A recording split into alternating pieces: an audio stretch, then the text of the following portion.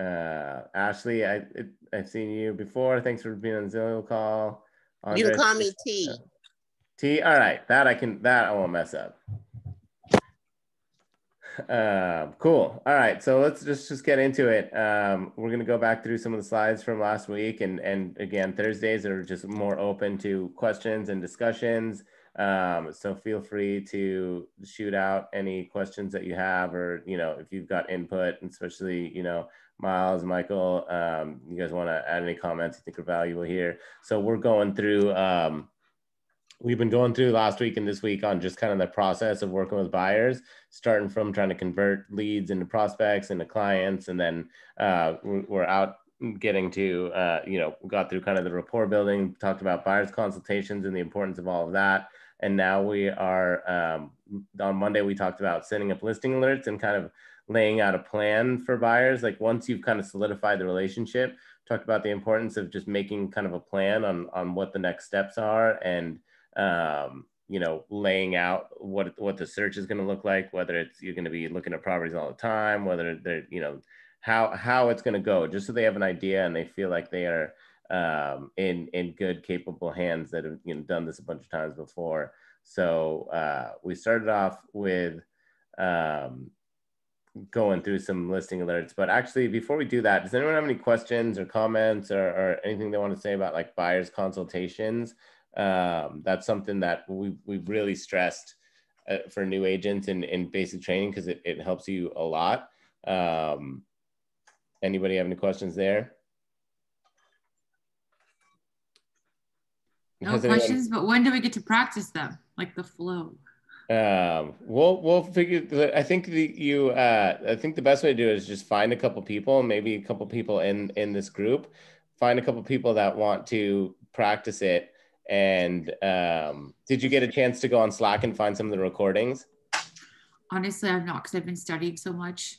Oh yeah, no worries. That's probably that should be a priority. But yeah, there are for anyone that wants to kind of see a buyer's consultation in action.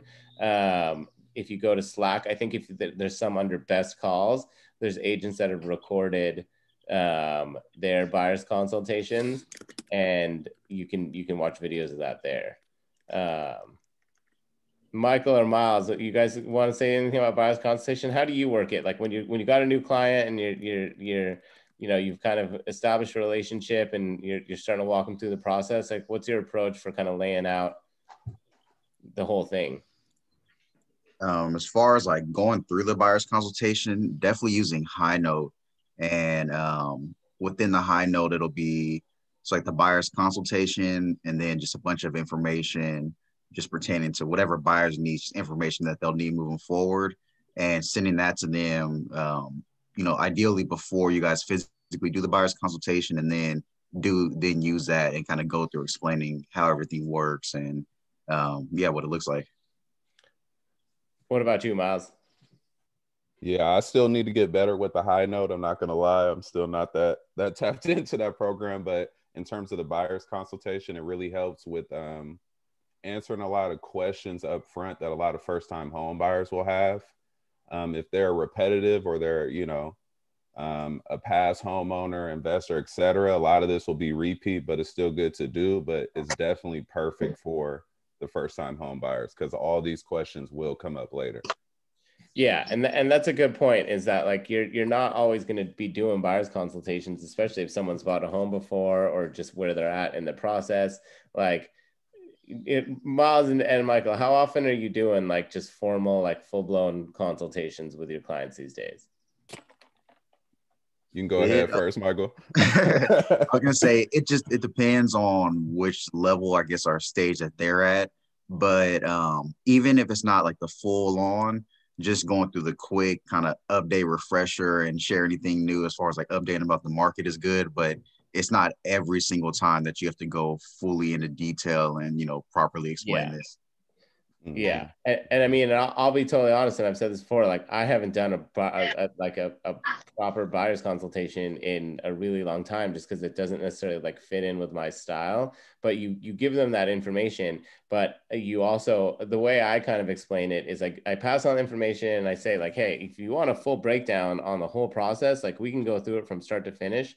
But if I'm explaining contingencies to you right now, when we don't even know where you want to live or what kind of property you want, we're going to get to that part and we're going to explain it again. So like, here's some information you check out. Feel free to ask any questions, but just know that I'm always going to be, explaining things 1 or 2 steps ahead, because I don't want to like overwhelm them with information. But when you lay it out, it lets them know like, hey, it's a whole process. We're going to go through it a couple steps at a time, because really like a lot of the reason for the buyer's consultation is to establish yourself as that professional and show that you know what you're doing. And if you've already kind of done that in other ways, unless they really want to, then it might not be timeline wise. Like maybe you go through this when it's time to write the first offer, but like I always stress that it's an important tool to have in your bag, because you're going to use pieces of it all of the time.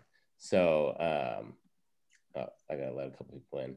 So yeah, again, like the importance of buyer's consultation, because you're going to use chunks of it all the time. And then for people that aren't familiar with High Note, it's a tool we have. It's something Kenny pays for. It's a way to put together like email presentations where you can put in videos, put in PDFs, put in images, and you can organize it in a really nice way. And one thing that's really cool about it too is you can track how people, like when people open it. So if you send, you're lead generating, you have a little bit of rapport with someone enough to send them the buyer's consultation. You don't talk to them for a week or 2, and then you see that they're opening your consultation or they're opening your High Note and looking at information. Like that's a cue to you, like, hey, buying a home is at the forefront of this person's mind. Now's a good time to check in. So it looks really good, and it organizes the information in a good way. So Michael, do you have a High Note that you kind of customize for yourself? Yeah, I was gonna say, if you let me share screen real quick, I can just kind of scroll through real fast if you guys don't mind. Let's do that. Let's see. All right, you should have share screen now. Okay.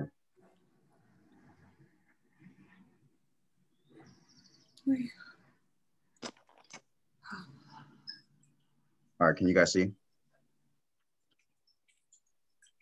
Yep. Okay. So yeah, like right when you open it up at the very top, just contacts, quick intro to them. You have a space where you can give a description. So you can say anything in here, just a quick introduction and kind of getting into it. We start off, this is like our team intro video. And as far as the tiles go, every single box, you can put a link. You can put any videos from your desktop or just anywhere. You have a space to put a title and then a space to put the description, so you can be very clear about, what everything and what it means. So the next is just like the buyer's consultation. And also, when you do the buyer's consultation, we'll record it and put the Zoom call right under the buyer's consultation, so they can refer back to it at a later date if they ever want to look at it. Just that's not at this stage with this one, but that's something that will be in there. And this is just HomeBot. So I did a tutorial for that. And any type of instructional videos are good just to throw in there so they can see how things work. And pretty much from here on out, it's just a bunch of just informational, just videos they can take a look at, some guides they can read over, and just anything just to keep as informed as possible. So that's some stuff from title, home warranty, and just like buying whole spreadsheets so they can see what it looks like for multiple properties. And just finishing up any type of community stuff you do, you can add that in there. And that's just kind of a good idea just to show, how that looks, and get your website, any digital business card. And yeah, that's a quick run through for High Note. Nice. That's really cool. And that's like kind of next level. Like it's not just a buyer's consultation, but it's a whole introduction. So obviously it's really good information for people that you've established good relationships with, but that alone is something that somebody that you've had just a casual conversation with, sending that as a follow-up can be something that's just going to increase your chances of making the connection down the road when that person is ready to kind of make the next steps. And again, with High Note, you'll be able to see if they're accessing that information, which is a great cue to follow up. So right on. I like that. Anyone else have anything they want to ask or say on buyer's consultations? It's definitely like a strength of Elias too. Like when we started off with training, we had a huge emphasis on buyer's consultations because things were all still totally remote. It's a lot easier to do buyer's consultations when you can just have somebody hop on a Zoom with you for 20, 30 minutes versus like, people are in the flow of doing stuff remotely and going on Zoom. Whereas in the past, like it'd be like, all right, let's meet at an office or let's meet at a coffee shop and I can break down the process for you. It was a little tougher to get people to take the time to do that because it's a little more difficult, to just carve out as much time as they needed. So with Zoom and everyone being on it, I think the ability to do buyer's consultations, and that's the importance of it, got even bigger. So definitely something everybody should be practicing. And then also that buyer's consultation template, I think I mentioned before, but you can customize that. You can add pages in. And then if you ever want to get it like printed for when, we are meeting people in person more, you can do that too, because it's like high quality PDF in Canva. So right on. I'm going to bring back the screen.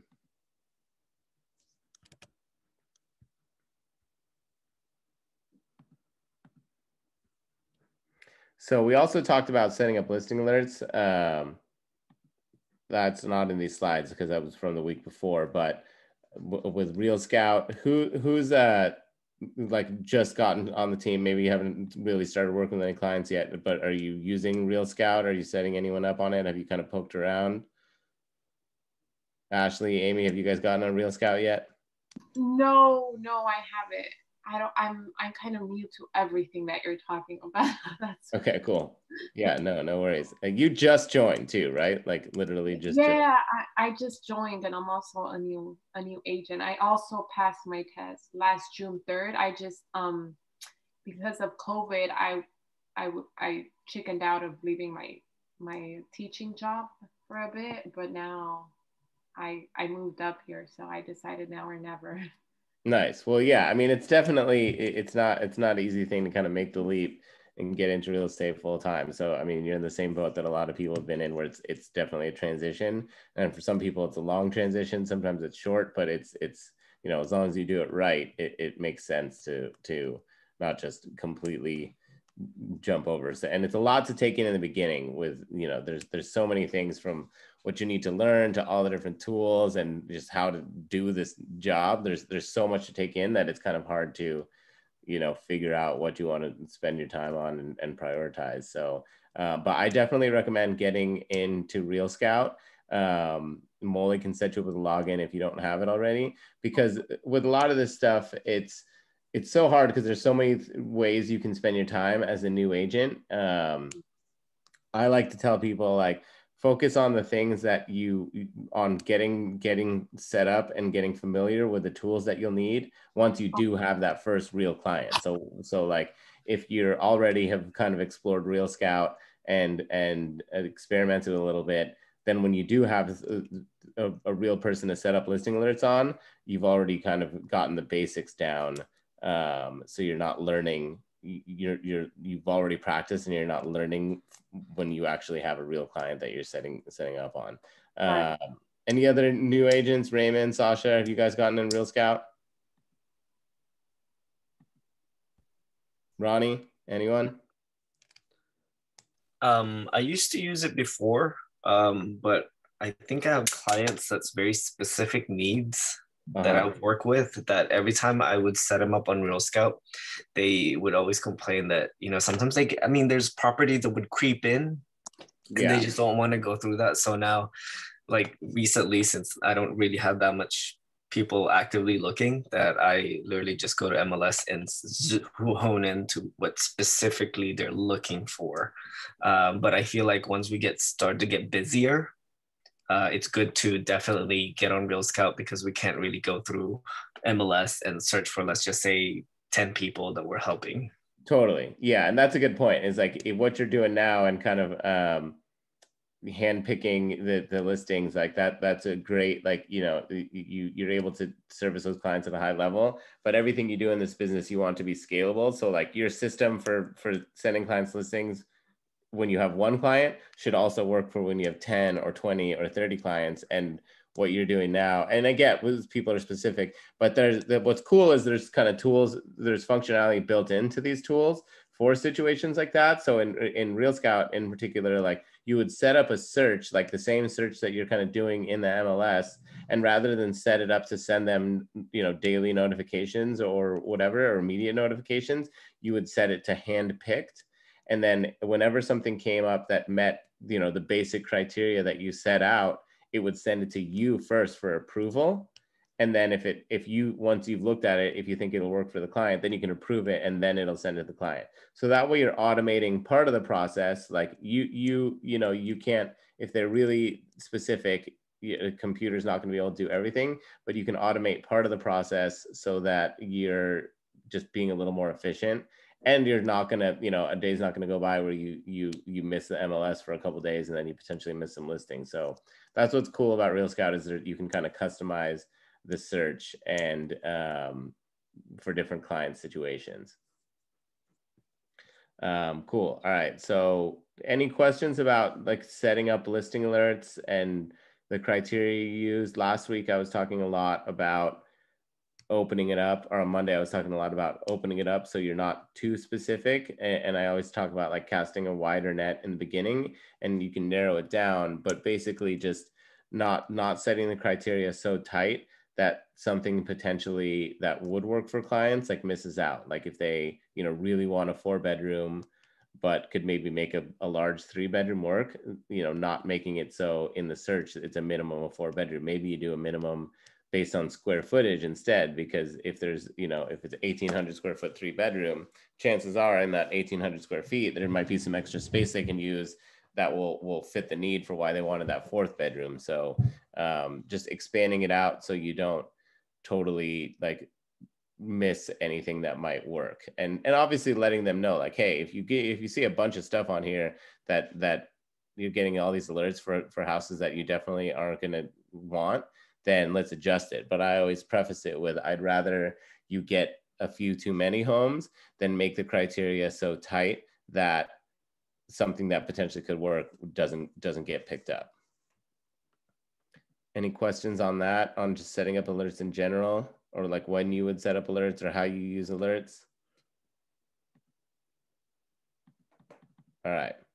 So once you've set up alerts, you know, you've laid out a plan. At that point, really, you're just waiting for you've laid out a plan. You know what they're looking for. You're just waiting for things to come up, and then you're going and touring homes as they come up. So we talked about explaining like when you're going to go see. So with some clients, it's like, hey, I know we're going to go out based on your schedule. We're probably going to be looking at homes every weekend. So throughout the week, just, you know, mark that you're interested in properties or send me the properties that you see through your searching, and then I'll have a running list. And then on Fridays, I'll go through, I'll set appointments for all of those, and then we'll set up a tour and you know, confirm all the details, and we'll go out on Saturday.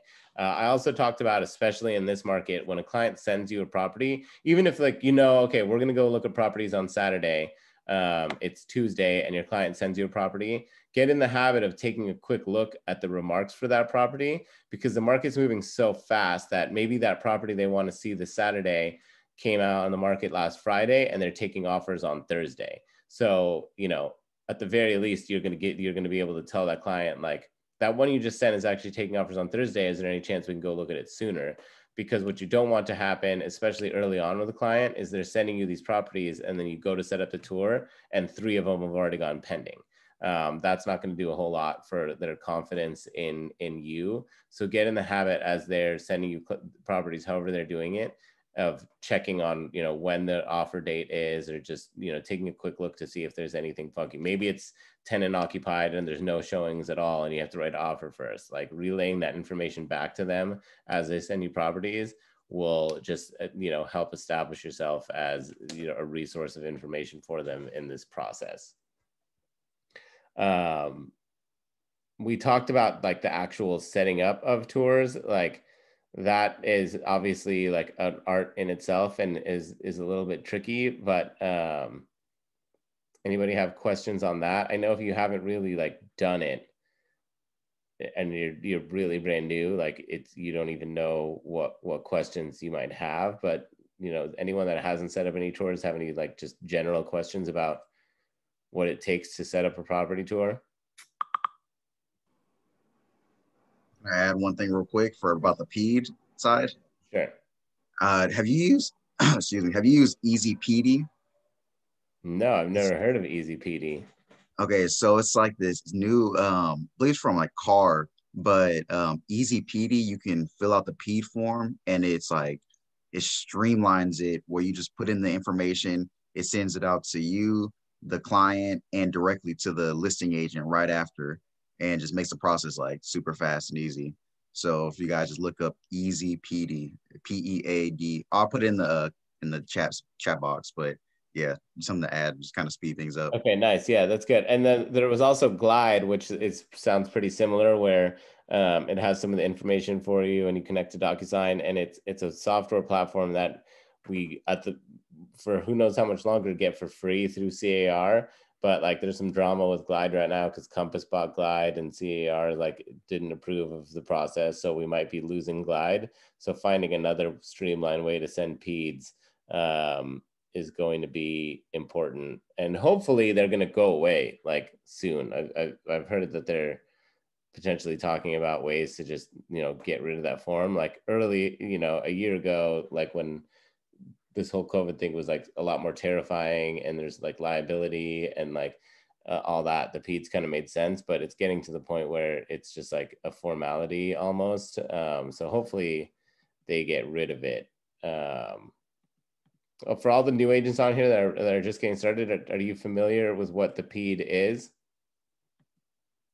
Yes. Christina, you did a good job. Or actually, we didn't bring it up on the call, but someone want to explain to me what the PED is? Like, I think it's something that's good to like have a good script on explaining. Oh, I have to script it. I can explain what it is. It's a form that you have to send to the agent. So you have to make an appointment and send to the agent, basically saying, I think that we're COVID safe and that we're going to abide by the guidelines. Basically, yeah. Ronnie, how do you explain PEDs? So I was going to say that this is a California state form that basically states that you do not have COVID-like symptoms or you have not been exposed to COVID. And at the same time, we have to maintain social distancing protocols while we're inside the property. Perfect. Yeah. And I think emphasizing that it's a state, you know, it's required by the state. It's a new form. It's under the COVID guidelines. It's pretty rare, I think, that you get pushback, but every once in a while there'll be people that are like, well, I don't want to sign anything, but if you emphasize that it's a requirement, just to keep everybody safe, that you know, it's just part of the process. Can I ask a really annoying question? This is so annoying. Sorry. No, question. Ask any question.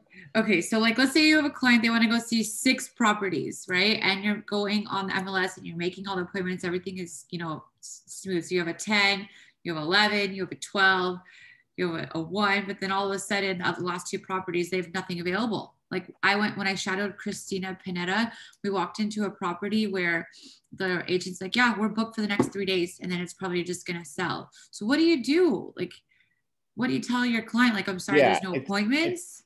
It's tricky. Yeah. In some cases, or, you know, what I would probably do in that, it sounded like the listing agent just kind of blew you guys off. But what I would do in situations that, you know, this is happening more and more where there's no appointments available is like you know, most people are using some form of online booking, but you go on there and there's no appointments online.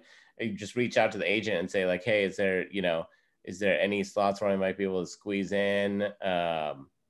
And if they're just totally not helpful, like I would just ask for, you know, would it be possible if, you know, I'll send you a PED, of course, and then we'll be super professional and courteous about it, but it would be possible for my clients to just kind of wait outside and in between, maybe kind of go in between appointments. Like we obviously won't block out anyone that has appointments, but we'll be, you know, emphasize that you'll be professional and courteous, but you really just try to get a quick look because your clients really want to see it. Like, just kind of communicating with the listing agent. I know there's agents out there that for sure just like go and just like squeeze their way in and take people's, you know, then you're waiting outside and you have an appointment. Like the whole appointment thing is just kind of like created, it can create some like messy situations with showing properties, because it's also, there's no way to really like train on this. I mean, you know, maybe some best practices, but like until you have a feel for how long things take, because like you're scheduling all these appointments in like 30-minute intervals, but then you also have to account for like travel time.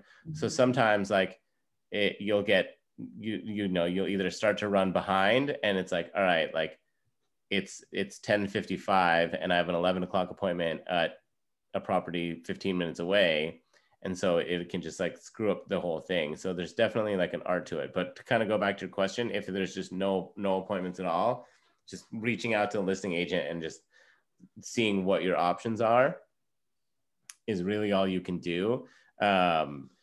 You'll also, you'll have certain clients where what they're looking for, it will be, you'll learn from experience really fast that like what they're looking for in particular, especially if they're clients that can only go on the weekends, are properties that are likely to kind of run out of appointments. So even though I usually kind of finalize the tour, like if it's a client that I'm going to see 5 properties with on Saturday, usually I wait until Friday to set up the whole tour, because like if they add something, you're going to want to try to make it the tour in a way where it like makes sense. But if I know that like a couple of the properties are going to be tough to get appointments for, as soon as they send me the property, I'll just book an appointment and then I'll build the tour around that appointment that I already have.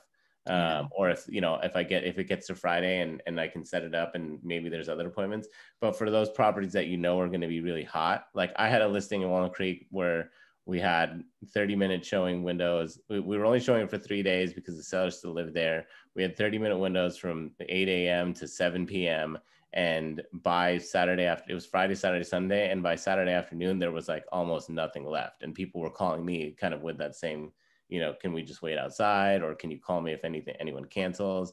Some agents will literally like sit on Calendly and refresh the link if somebody like cancels and then try to grab that. So it creates a little bit more work, but you'll get, with practice, you'll get good at it and you'll find little tricks for making it as efficient as possible. But sometimes it's literally just talking to the agent. Michael or Miles, you got any input on setting up tours, or PK, you've been out there touring, any info or helpful tips for setting up tours when everything has to be appointment only and you're trying to make it a route that makes sense? Yeah, I would say definitely account for travel time. A lot of people don't think about that. And often, as soon as you leave one tour, the clients will have a few comments on the way to the next one, like, oh, I like this, I like that. So you want to leave some time to have some dialogue and get to wherever you want. So I always like to leave at least about 25 in between each one if I can. Yeah. Anyone else? Ronnie, any tips from you've been out touring about? So I've had tours where I had to do 6 or 7 in one day, and some of them are back to back. Yeah. So what has worked for me when my client says, I'll be your clock, I give them a heads up. It's better always to meet 15 minutes before your first appointment, because from then you can have a back-to-back appointments, like I would say 30.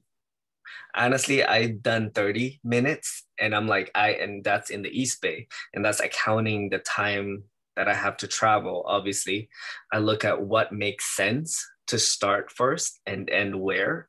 But when we start 10 or 15 minutes early, a lot of times the agents before would leave early and then we just go in. And I said, okay, we've been inside the property 15 minutes. Sometimes 10 minutes is a lot for some, and some of my clients walk in, they don't like it, then you walk out right away. So I think meeting up there early and making sure you check your time has worked for me. And sometimes we even finish early than the time slot that we've created. So I think just make sure that you're looking at your clock, and then you can answer all the questions at the same time while you're in the property.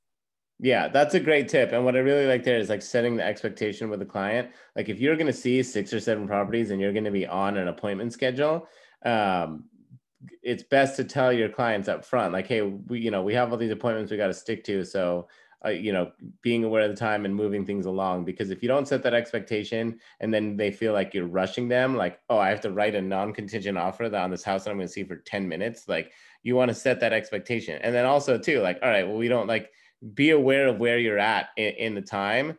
And if you can make up some time because they like hated this house before they even walked in, don't look at it for 15 minutes if they don't want it. So just really like being cognizant of where you're at in the schedule.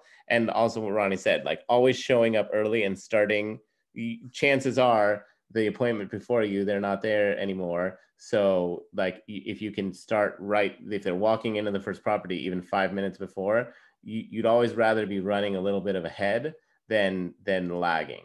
So it really is like when we started doing when everything became by appointment and you had to do peds, like I complained so much when I had to set up property tours, because it's something that, for some of you, like peds and appointment only is like, it's just how it to be. But for someone that's been doing it longer, where it's like, okay, setting up this 5-house tour used to be like checking into seeing 4 of them are vacant, 1 of them seller occupied, so I need an appointment. I'm going to set that 1 appointment and then I'll just do whatever, like we'll go to those other 4 on our own schedule. So having to do the logistical like exercise of figuring it all out and then scheduling the appointments just took forever in the beginning because you had to figure it out. So what I've found too in those situations where you're setting up a lot is, it gets a little cumbersome, but rather than like setting your route and then booking appointments one by one, like you might do that and then you'll get thrown off because the 4th house you were going to go see doesn't have any appointments until way earlier or way later than you're going to see.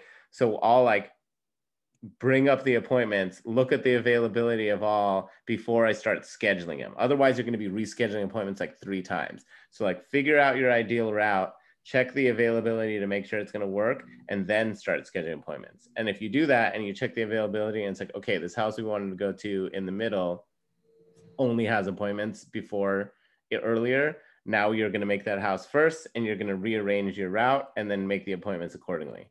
So I know it kind of sounds like, if you haven't done it, it's hard to like picture how these tips are going to help you, but you'll save yourself a lot of time if you just, like anything else in this business, if you just have like processes and best practices that you apply every time, it'll just save you, it'll just make it more streamlined, and you'll just be more professional if you're not rescheduling appointments a bunch of times and just changing the route. Like I don't tell my client, I let my clients know, like once everything's confirmed, I'll tell you when and where we're going to meet. So then that way you're not changing things on them. And I also try to like check with them too. Like, once you've done it a couple of times and they'll know, but like it can throw a wrench in things when they like add an appointment in at the very last minute. And you already have this perfect route set up and now you have to change it because they've added one. So like just knowing that it's like a logistical exercise and kind of practicing. When you get, I've said this before, but there's resources on the team to kind of help leverage some of these things. But as new agents, we want you doing all of it. But when you get to the point where you're touring frequently and writing offers and you have escrows and your time is a little more limited, there are people on the team, Rebecca and the virtual assistants, that can help you send peds, set up appointments, just streamline some of this for you. But in the beginning, they're not always going to be available. So we want you to be sure that you know how to do it. So setting up tours is if we were training a couple of years ago, we would not have spent this much time on setting up tours because it used to be a little more straightforward, but that's just the reality of, how things are set up these days. So moving on from that, I want to talk about this section right here. We're talking about being prepared and organized and professional. You only get one chance to make a first impression. And obviously, like, with people that you've talked to on the phone a couple of times, or maybe did a Zoom buyer's consultation with, like you've established yourself as a resource and a professional, and you're on your way to, becoming their trusted real estate agent. But how smooth that tour goes the first time, can really make or break something. Like you maybe have built a little bit rapport with like a lead on the phone, but if you're a mess, like when you get you get to the first house and there's a CBS code, which is a code you need to open the lockbox, and you didn't know that there was a CBS code, and now you're standing out in front of that house for 15 minutes trying to call the agent so you can get into the house, and this is the first time that they've ever met you. Like, you know, sometimes like it's an honest mistake, but like even if it's not your fault, it might make you look a little bit just like less professional. And if you can't like get them into this one house that they want to see, and they're going to trust you with like $1 million to write an offer. So really like it's really, the details are super important when it comes to the first handful of tours. Obviously, like some of the basics, like be on time and be presentable, like, you know, be professional. Like we don't even need to cover some of that stuff, but the little things like having access to the property information. So when they have a question, a basic question, like when was this built, or how many square feet is this, or, you know, the stuff that's just on the MLS remarks, like have whatever, figure out what works for you, whether it's, you know, using it in an app. I talked about on Monday how I'm old school and I literally print out MLS sheets for each property. So I have the piece of paper in my pocket. So then that way, like, I'm not looking at my phone. If there's bad service where we're at, it doesn't mess me up. Like I really like being able to just refer to that sheet. And then you also have the confidential remarks in front of you. So it's a reminder when you walk into the property, you can say like, oh, hey, this one has offers due on Thursday at 5 p.m. So really just having access to all that information, because if you're answering their questions, what year was this built? How many square feet was this? Like whatever, how big is the lot? Like, and you have the answers to those questions right away, it just solidifies you as a professional. And also too, the more organized and professional you are the first couple of tours, that kind of gives you some leeway to like maybe make some mistakes down the road, because they've already like, they know that you're solid and that you know what you're doing and that you can be trusted with $1 million to buy a house. But you know, if you show up late the first time, your appointments are messed up, you don't know the answer to basic questions, now you're digging yourself out of a hole. Whereas if you're awesome the first few times, you can show up 10 minutes late the next time, obviously, like give them a heads up, and it's not going to reflect on you the same way it would have if it was you did it on the first tour. Really just making that first impression when it comes to that first tour, even with referrals, like even if you have a really good relationship with them, like you need to earn that every time you work with them, and being professional and organized when you're touring properties is huge. Anyone have anything they want to add to that, like things that you do to really establish yourself in the beginning? I would say one thing that I've been doing, and honestly, it saves me a lot of time and it shows a lot of upfront, it earns a lot of respect for my clients, for me, has been creating Google Sheets. And on the Google Sheet, I have every single property that we're touring or we have toured, and it has offer dates, tour dates, listed price, average comps, square footage, offer due dates, like pretty much everything that is on the MLS page that I could share openly with them. I don't like using printouts because I personally don't want to waste paper, and I really established that. And if they tell me they would rather have it paper, like printed out, I offer to email it to them digitally. Like I try really hard to do all digital because I feel like it's just waste. But I mean, having it all in one place has helped me in two ways. One, they have all the answers and they can refer to it. They don't have to keep coming to me for questions. And B, it actually really helps me track what was the listed price and what it sold for. So now I have a data sheet of my own that, I can run comps later on for like future clients as well. I think somebody asked if I could share. I definitely can share it, and I can even share my screen and show it to you right now. But it really saves a lot of time on like both ends. And I feel like the clients that we're going to be working with in the Bay Area, they're pretty tech savvy to like be able to use a Google Sheet.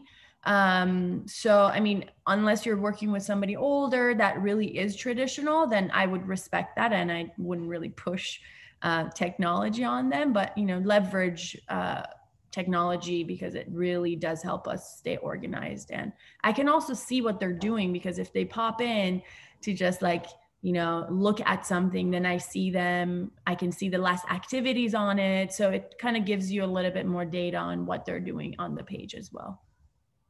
Totally. Yeah, that's great advice. And I do think that like being a little more tech savvy with how you send them the information is more appropriate most of the time these days.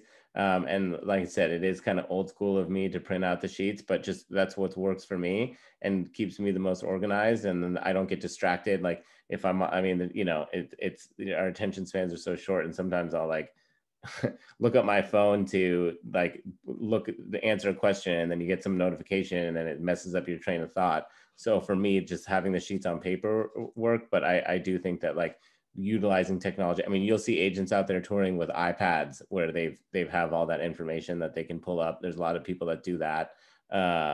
And yeah, that Ronnie said, I don't give the sheets to them. That's for me during tour. That's the same with me. I just have I keep it so I can answer questions. I email them like a summary of the tour so they have that information. Cloud CMA is a tool that I recommend getting familiar with. It's free through the MLS. We all have access to it. There's two big features. One is you can put together nice looking CMA summaries when you're running comps. And then the other is you can put together buyer tours. So in the MLS, you can select the properties you're going to go see, you can export it to Cloud CMA, and it'll do this really nice presentation of the homes that you're going to go see. And then you can take it to the next level. And like, if you have Mixmax, which is an email tool that we've talked about in the meeting, which Kenny might be, you know, looking into getting at least a discount for all of us. You can send them the tour in a Mixmax link so it looks nice. And then you can also see when they're clicking on it. So whatever it is, the main thing I want to get across is just having a system so you do it the same every single time. It'll keep you more organized, it'll make it more efficient and streamlined, and it'll make the impression that your buyers get as far as how organized and professional you are, it'll make that next level. So figuring out a system that works well for you and sticking to it is going to really just it's just makes it easier, because this is kind of setting up tours is like a minimal thing. So it's something that you want to just make as automatic as possible. Okay, cool. Any other questions on touring or input, best practices? It's the kind of thing too that like you can hear a lot about, but once you start doing it yourself kind of for the first time, that's when, you know, things are going to pop up again. But really just, you know, the logistics of setting appointments and then translating that to how you present yourself to buyers is super important. So I was going to ask if anyone else uses calendar invites to kind of like for the schedule of the tours. And if you do, what else do you include other than the address and the location? I mean, the time on the calendar invite. Do you use that? You can share a link. So say you go on like Google Maps and input all the addresses in the order, you can share that as a link and add that as well. So that can be just like great. Okay. Yeah, that's a cool thing too, because if they use it, like sometimes if I have the time, I'll like plug in the route in like my car's navigation, and there's like, you can do like stops. So then when like get in each time, it's already in there, and it's just like, so you're not fumbling around each time. But yeah, putting the links in Google Maps in the invitation. And I think too, this is like knowing your clients, like sometimes like little things like sending them calendar invites with information and links in the showing. Those are the little details that are like, you do a great job and get them like beat out 10 other offers and get them a home. But like the little detail things that you do are the things that are going to stick with them. And like knowing certain clients, you know, there's some clients that like might not even know what to do if you send them a calendar invite. But then there's some clients that run their lives on, you know, their calendar, and having that in there is super helpful for them. So like kind of adjust, you know, as much as I say having systems and doing the same thing every time, but also knowing you're working with people that are just, you know, I don't want to say older, but just would prefer to have a printed out list of the homes they're going to see. If you get the sense that that's the case, like hand them the create it, whether it's Cloud CMA or in the MLS, create a list of the homes but with the addresses and the little map, and hand it to them at the first house. Like, those little details are what will kind of help win clients over when it comes to just being organized. Can I ask a question, John? Yeah, go for quickly? And just because there's a lot of information all at once, and I'm not actually doing these things yet, so I could be wrong, but isn't Mixmax, what Kenny went over yesterday, kind of do all of everything what you just said in PK? Like the links, the maps, the scheduling, like everything? It's like a way to, I don't really know actually, because I don't use it, but it's not gonna, it's ways to like organize emails. So I think that there are ways where it's gonna help. Yeah, it is great for like the calendar invites, like how PK mentioned. And I think you can add links, because I did that. Like, I don't have a ton of tours that I've been on, but last weekend I did that with like the homes we did.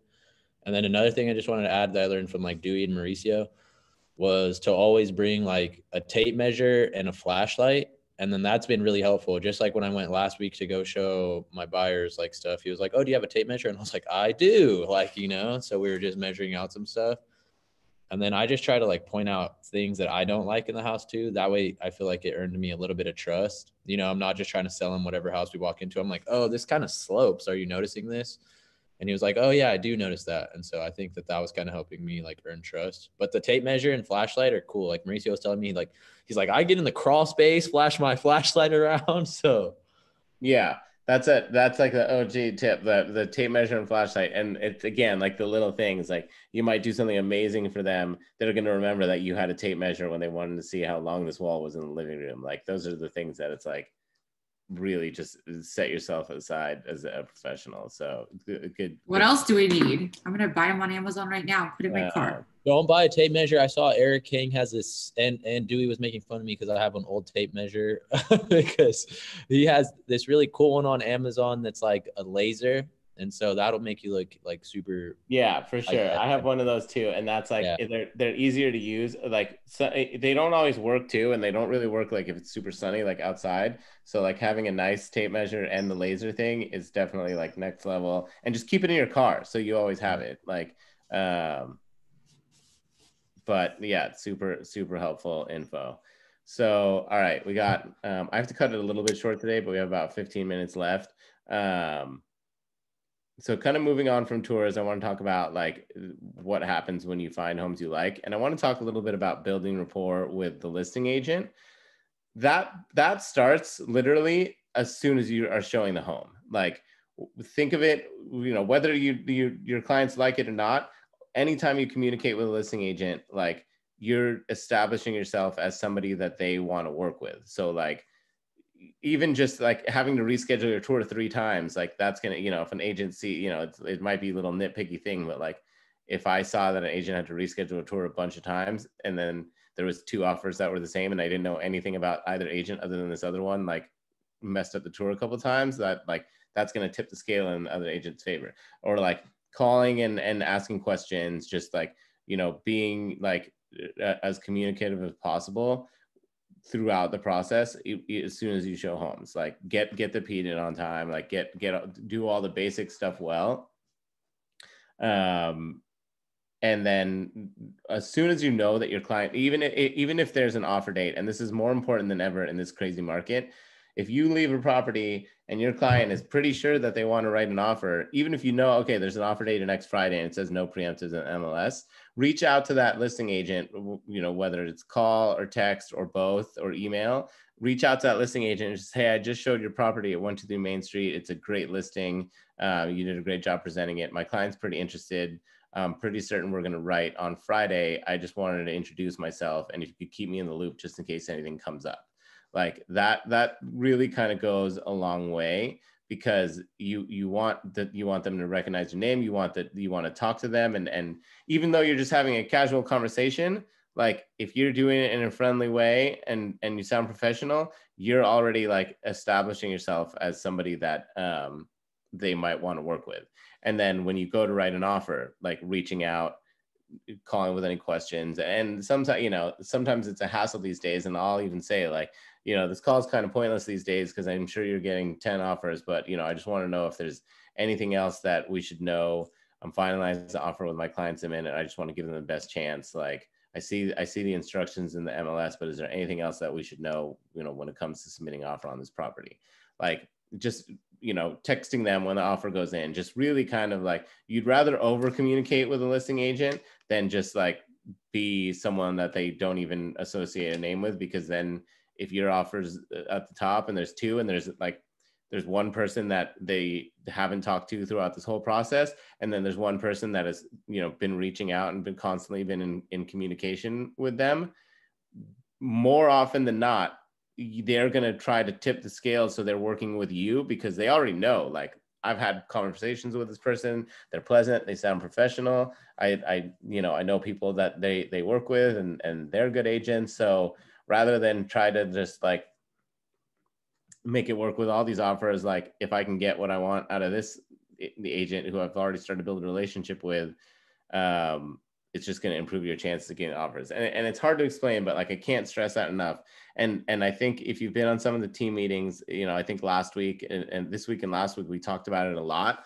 Like that relationship with the listing agent has been the difference in getting offers accepted or not in this market, because with everybody, waiving contingencies and writing really aggressive offers, it's the little details. It's like you win on the margins. It's like you win because you were more organized and you had you're more organized, communicated well, and you had just as good terms as the other guys. Like I think 3 or 4 of my last 5 deals, I've gotten the call like, hey, the offers are in. There's a couple that are pretty similar. Yours are one of them. My sellers are considering doing a multiple counter, but if we can get your offer to match these terms, whatever it is, like there's an offer that's slightly higher than yours are better terms, we'd rather work with you. Do you think your clients will come up? So rather than like, I know that my communication up to that point has created an opportunity where now instead of like, hey, they're just going to counter these 2 offers, highest and best, they're calling me and saying, hey, if you can come up to X amount, or if you can come up a little bit more, we'll just go into contract with you and stay out of a counter situation. Like even just sometimes like the associations, like, you'll see people on Slack, does anyone know so-and-so? Like I've had friends that knew the listing agent, like when you're really desperate, like, hey, you pull out all the stops. Like I literally went on a listing agent's Instagram, saw who of my friends followed her, told my friend I was writing the offer, like asked if they were friends. That friend sent that listing agent a DM.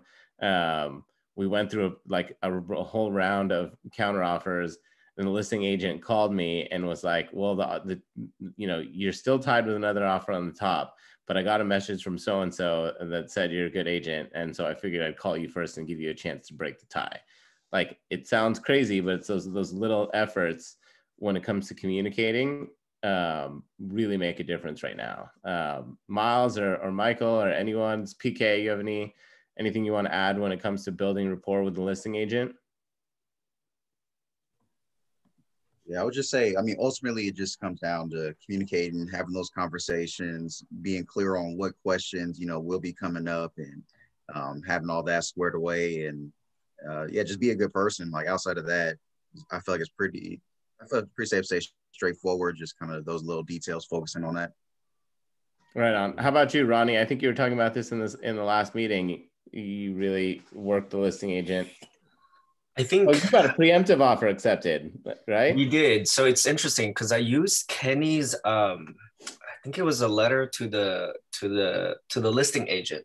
So I just altered that, and like I said, weirdly enough, I've never asked no one asked me, and any of my clients have asked me, can I see the offer letter and the whole offer? So I was like, that kind of took me a little bit by surprise, but I did show them. I used Kenny or you guys, Team Fast's letter, and I just altered it with what my client's letter was to kind of like echoed what they're trying to say. And my client was like, oh my God, I love your letter. I mean, it's good to hear that from coming from, your client, that they love your letter. And at the same time, when we sent that letter, the sellers were like, oh my God, we love your clients. We would like to get them into that property. And I feel like that always helps. People nowadays say, don't do the letter. I didn't send photos. Oh, actually, I did send photos of my clients.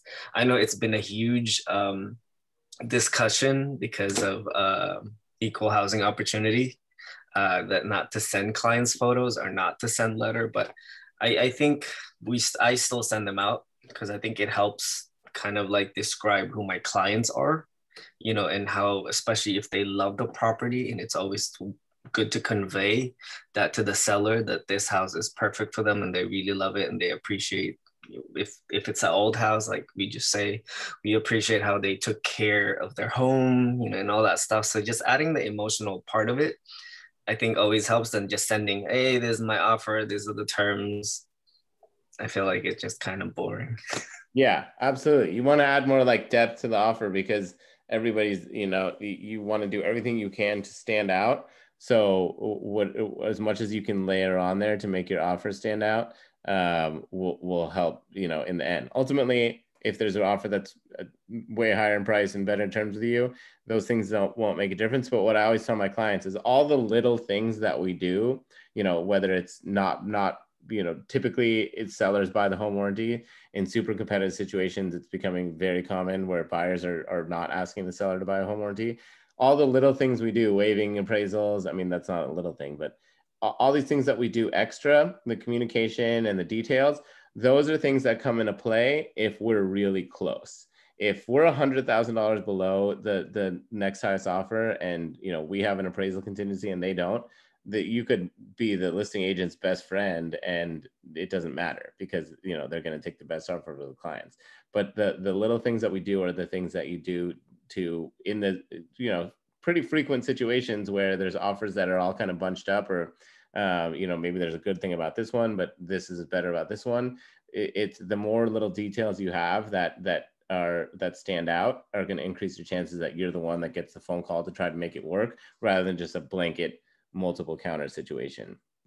And actually, while we're on that topic, I have 5 minutes left, but why don't we talk about Ronnie? I saw your comment. The slide deck's not on Slack, but I'll post it. Let's talk about what can happen when you submit an offer. There's essentially a few different outcomes that can happen. There's obviously the ideal outcome. Your offer just gets straight up accepted. Great. Like they sign the contract, you're in contract, your offer was accepted. Awesome. There's the worst case scenario where you're just straight up rejected and, they took another offer.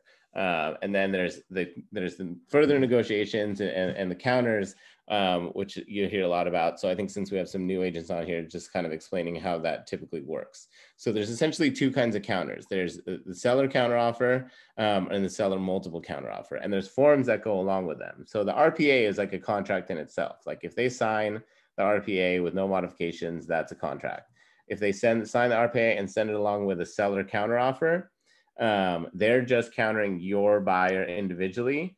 And if your buyer, meets the terms of their counter, or if it's, highest and best and your buyer comes up in price and they accept it, then they sign that your buyer signs the seller counter or sends a response to it. And then you're in contract. Or there's a seller multiple counter offer where they respond to multiple clients. So say like, okay, there's 10 offers. There's 3 at the top that are all really close in price and terms.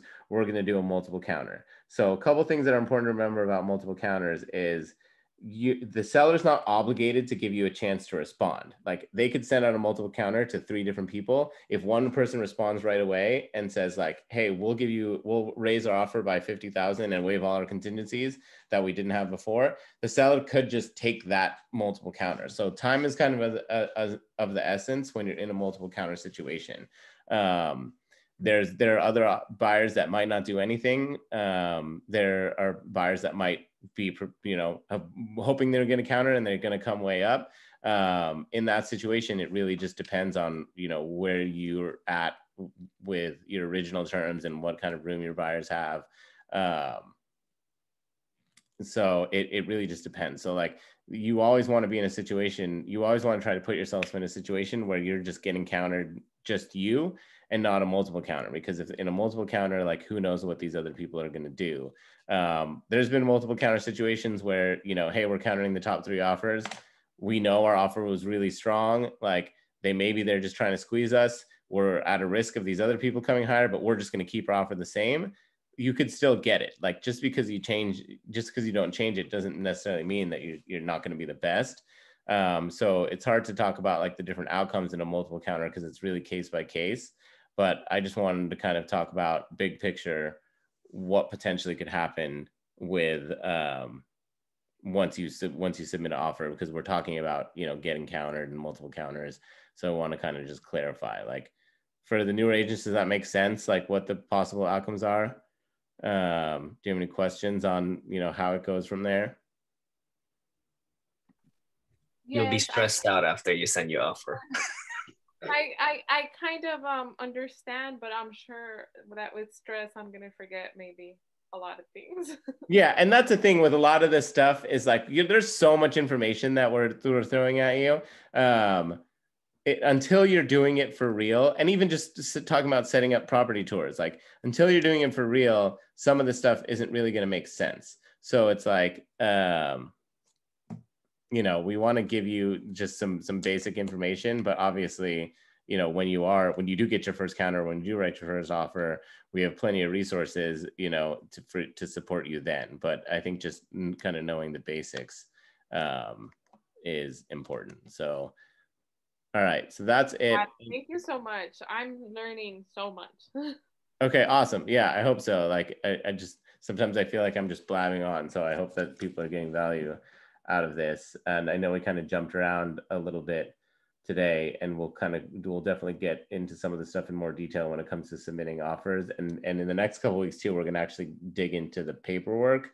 And, you know, you'll see what an RPA looks like, and we'll go through it. We're not going to go through, if you find the training from the first time I did this, there was one class where I went essentially line by line into the RPA. I think that's a good video to review. We're not going to go into as much detail in the RPA this round because they are revising it and refreshing it, and a new version's coming out, I think, in December. So it's obviously not going to change too much. So the basics from understanding it now there's still value in studying the current one, but just know that it's going to change. Got it. Thank you. Cool. Any other questions? Miles and Michael, I appreciate you guys hanging out. You know, feel free to reach out to me. Anyone on this call, feel free to reach out to me anytime with any questions. Or if you just, you know, want to talk about, you know, where you're at and, you know, just where you're going. I love having those conversations. So for real, just hit me up anytime. Ronnie, thank you for your input too. I think it's super helpful to have somebody that has some experience on these calls too, because like you're still fresher in the business, but you've also like have some deals under your belt and you're out there in the real world. So I think your perspective is really, really helpful on these calls. So I appreciate it. But thank you, everybody. Christina, good luck with your studying. Thank you. I'm going to go back to it now. All right. Thanks again, everyone. We'll talk to you soon. In the meantime, feel free to reach out anytime, but appreciate you coming to these classes. Thank you. You guys. Thanks, John. Bye, everybody. Thanks, John. Thank you.